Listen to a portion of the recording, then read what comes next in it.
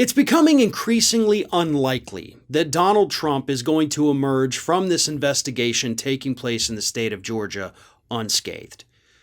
Even before he went to Georgia this past Saturday and admitted that he did, in fact, call Georgia Republicans in charge of the state and said, hey, let's not certify your election. Let's have a special. He admitted he interfered, which is exactly what he's being investigated for.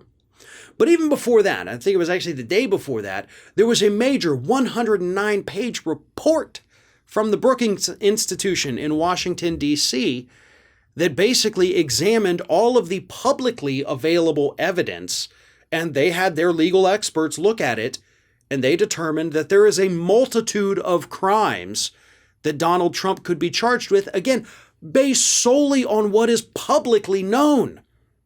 And that's an important distinction to make really quick, because there is a grand jury that's been impaneled. In fact, at one point, reports have said there's 2 grand juries impaneled.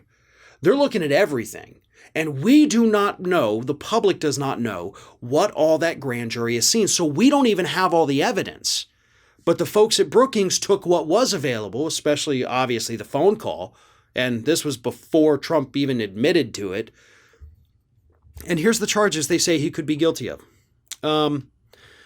Criminal solicitation to commit election fraud, intentional interference with performance of election duties, conspiracy to commit election fraud, criminal solicitation, and state RICO violations, which is racketeering. And that is one of the things that at least one of the grand juries has been looking at, the racketeering.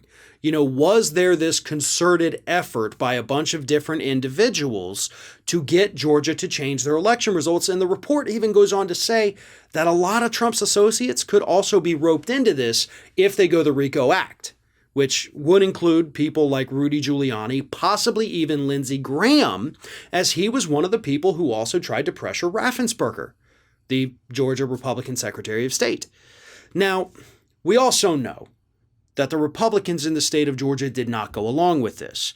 And that is what has pissed Donald Trump off to the point where, again, during his Saturday rally, he actually endorsed, I think jokingly, Stacey Abrams against Republican Governor Brian Kemp. And he has already endorsed the challenger of Republican Secretary of State Brad Raffensperger. And that could also end up being a problem for Trump, because that could be seen as a form of retaliation, which could also play into the charges that he is likely to face. Fulton County District Attorney Fani Willis, she is the one in charge of all of this. Last week, she did come out and said, look, this investigation's ongoing. It's active. It's ongoing. We ain't stopping. And it's been going on for 7 months now.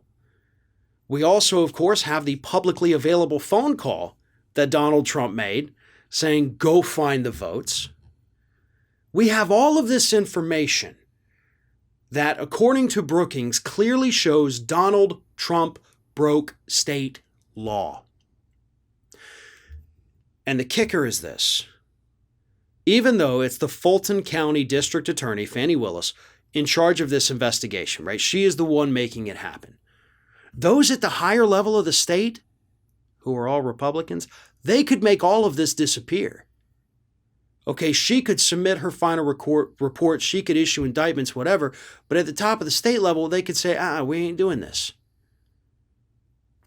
And that's where the fun part comes in, because Trump has spent the last 9 months publicly shitting on these people, basically, mocking them when they received death threats from his own supporters because they wouldn't overturn the election. Mocking them. That story came out, 2 weeks ago, maybe?